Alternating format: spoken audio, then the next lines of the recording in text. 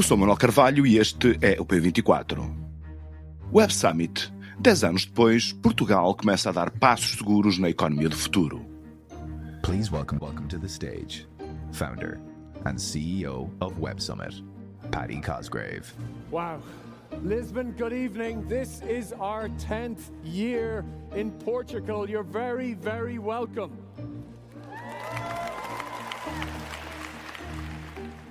Paddy Cosgrave, o fundador da Web Summit, apareceu na noite do dia 10 no palco da Mel Arena, em Lisboa, como uma estrela de rock.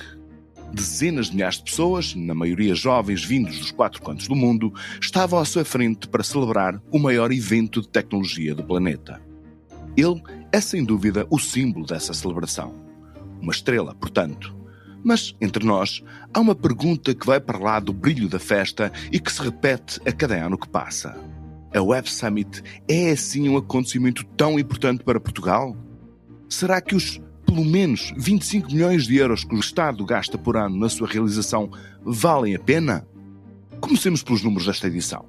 Segundo a organização, a Web Summit registrou este ano um recorde de 71.386 participantes de 157 países, estando também presentes 1.857 investidores de 86 geografias diferentes.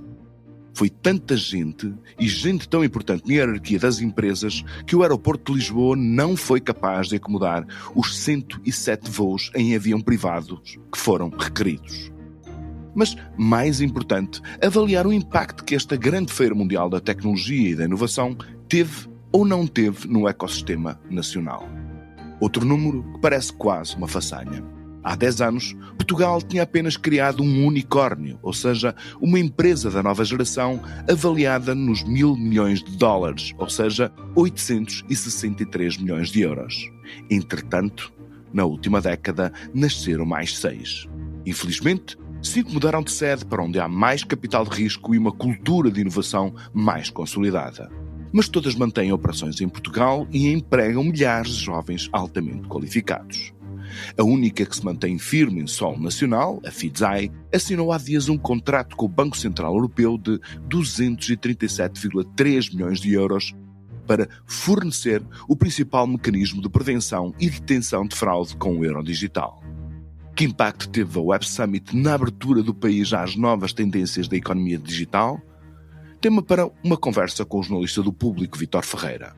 O Vítor faz parte da secção da economia e conhece em profundidade os meandros da Web Summit e do universo do empreendedorismo português.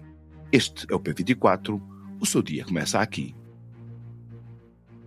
Vítor Ferreira, muito obrigado por estares aqui connosco no P24.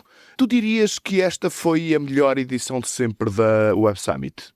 Foi certamente a maior edição de sempre e embora haja um número até contraditório com esta realidade que nos deve preocupar, que é pela primeira vez o número de startups da Alemanha, que é, digamos, o motor da economia europeia, baixou.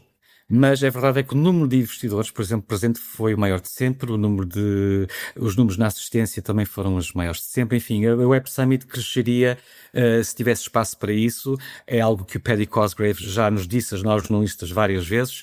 Se é melhor, é sempre difícil de valorizar porque ela também foi variando muito ao longo dos anos. Estes são 10 edições com Portugal e elas mudaram tanto que às vezes é difícil de nós fazermos a comparação se a primeira ou a segunda que teve, por exemplo, Stephen Hawking, não em palco, mas numa mensagem em vídeo, foi melhor ou pior do que aquela que teve Tim Berners-Lee, porque elas não só mudaram em termos da sua composição, como também do seu público e variou muito em função da atualidade, que marca sempre muito aquilo que são os temas da Web Summit. Uhum. Tu notarias alguma coisa de diferente desta relativamente às anteriores? Por exemplo, eu arriscaria até, enfim, lendo os teus textos, que a presença em força da China terá sido um dos eventos mais marcantes deste evento, passa a redundância. Sim, é uma redundância que faz sentido porque aquilo acabou por ser promovido como um evento dentro do evento, mais do que qualquer outro. Quem conhece a Web Summit sabe que ela se organiza por meia dúzia de pavilhões, onde estão imensas empresas a expor, portanto não se distingue muito daquilo que é uma feira industrial ou uma feira comercial, digamos assim, mas depois têm palcos temáticos e pela primeira vez houve um palco temático que teve honras de abertura pelo fundador da Web Summit e que teve como tema um país, e neste caso a China. Portanto, é mesmo um evento, dentro de um evento é uma redundância, mas que faz neste caso todo sentido, não é?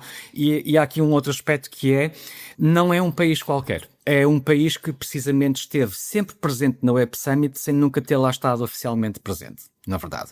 Ou seja, era sempre o elefante ausente da sala. Não é possível hoje em dia discutir as questões tecnológicas, a influência tecnológica, a importância de certas tecnologias, como por exemplo a inteligência artificial, sem termos em conta aquilo que a China está a fazer, o percurso que a China tem feito ao longo dos últimos 20, 30 anos.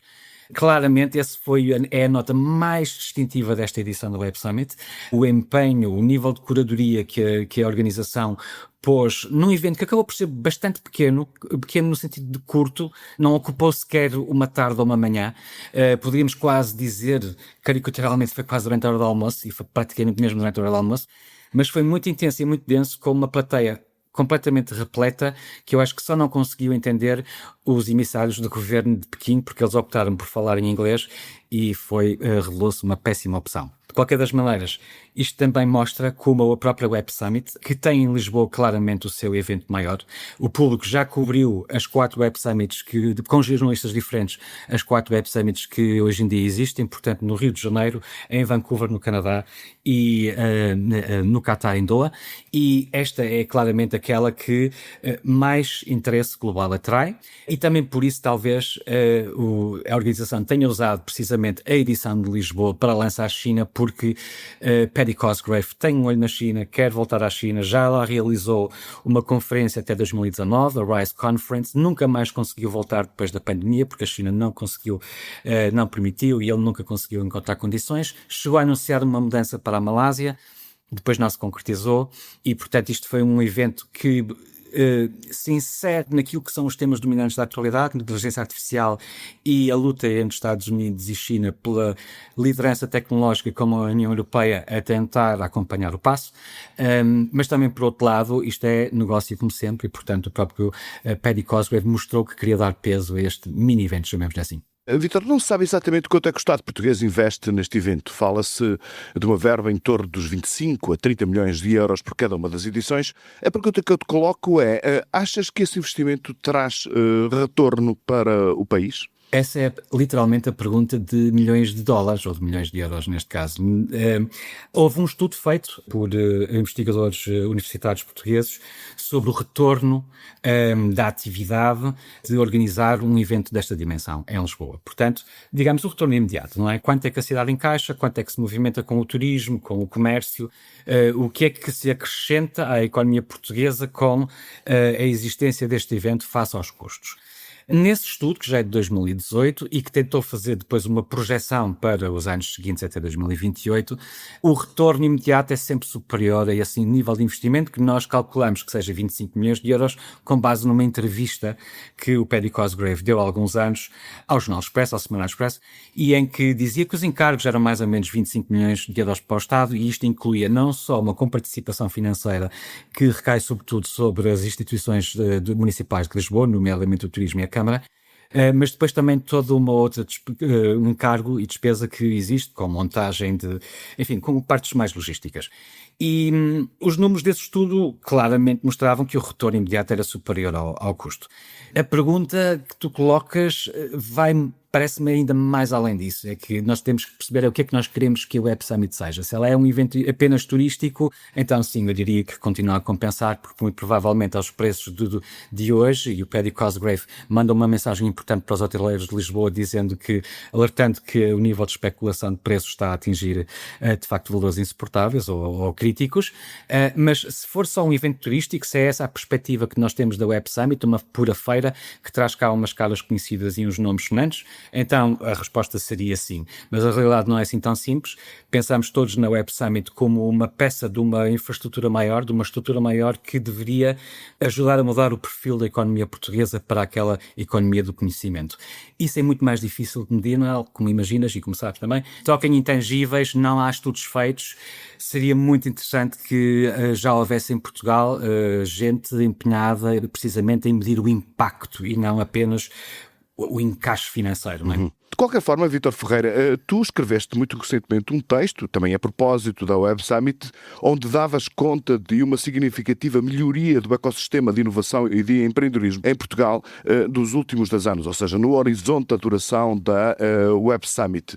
Como tu disseste, é impossível nós fazermos uma prova, uma ligação direta entre o maior número de empresas, o maior número de investimento, a criação de 6 unicórnios, portanto, com a realização desse evento. Mas, enfim, parece-me ser caso para dizer que, pelo menos do ponto de vista da motivação ou da inspiração, é muito provável que o Web Summit tenha tido influência na melhoria desse ecossistema, não te parece?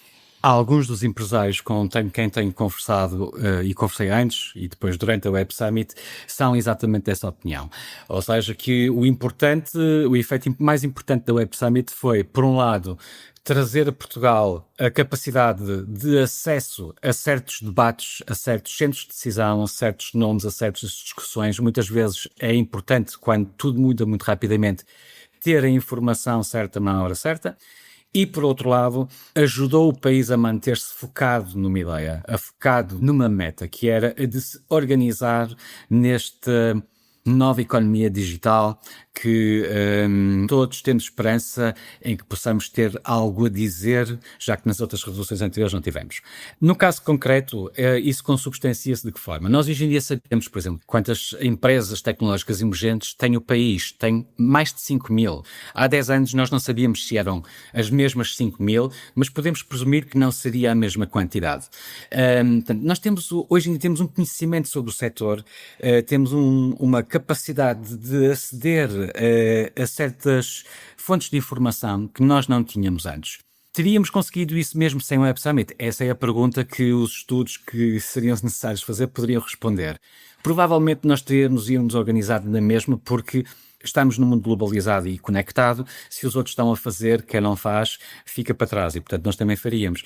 Mas é verdade que muitas empresas aproveitam o Web Summit para dar palco a decisões que são estratégicas, estruturais e que têm impacto positivo no país. E dou um exemplo da última empresa norte-americana com uma avaliação bastante superior a $1.000 milhões, ter anunciado esta semana a escolha de Lisboa como um dos seus locais de trabalho na Europa. Ora, é o 17º, como lhes gostam de chamar, unicórnio que escolheu Lisboa para estar.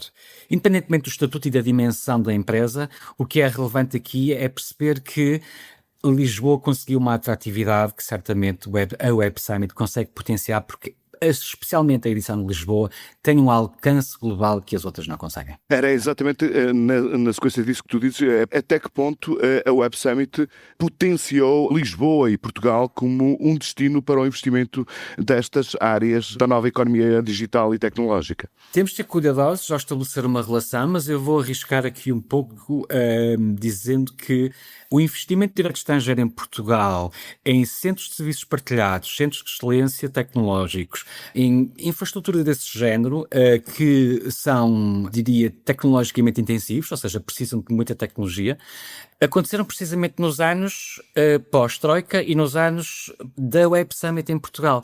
Volto a dizer, é preciso termos muito cuidado, não podemos dizer que há aqui uma correlação positiva entre uma coisa e outra, e se calhar o país poderia ter tido exatamente o mesmo efeito, ou outro, até superior, sem o Web Summit. Mas podemos acreditar que ter Stephen Hawking a falar para Lisboa, ou ter o Edward Snowden em palco, ou ter Frances McDormand a falar dos problemas do Facebook, como já tivemos em Lisboa, no pavilhão principal da Web Summit, dá uma projeção que deixa as empresas que estão à procura de novos mercados atentas ao nome de Lisboa, não é? E ao nome de Portugal. E a partir daí, e nós falamos com empresários, fizemos já várias reportagens no público sobre isso, de pessoas que começaram por uma Web Summit mais pequena, no Qatar ou no Rio de Janeiro, vieram à de Lisboa e enquanto estavam cá perceberam que havia aqui algumas condições que podiam ser úteis para eles explorarem um mercado novo e acabam por ficar.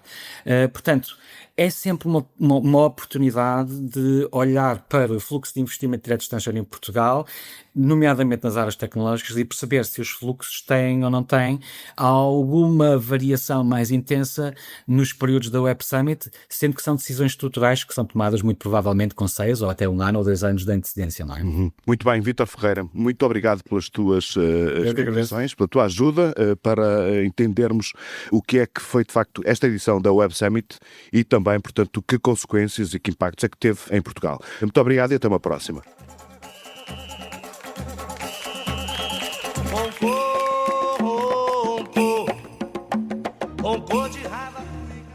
Complexo Brasil. O nome da grande mostra que hoje se estreia na Fundação Calouste Gulbenkian, em Lisboa, é na aparência redundante. Porque, na verdade, nada no Brasil é simples. Tudo é complexo. O Brasil é a complexidade. E quando se acrescenta a visão do Brasil sobre si mesmo, uma frincha pela qual se espreita Portugal, tudo ainda fica mais complicado, mas ao mesmo tempo mais atraente e entusiasmante. Como escreveu Alexandra Prado Coelho num texto imperdível que pode ler no Público, criar este diálogo entre Portugal e o Brasil é hoje conseguir encarar uma história que é difícil, mas da qual é impossível fugir. O Brasil, continua Alexandra, em toda a sua complexidade, é o resultado dessa história.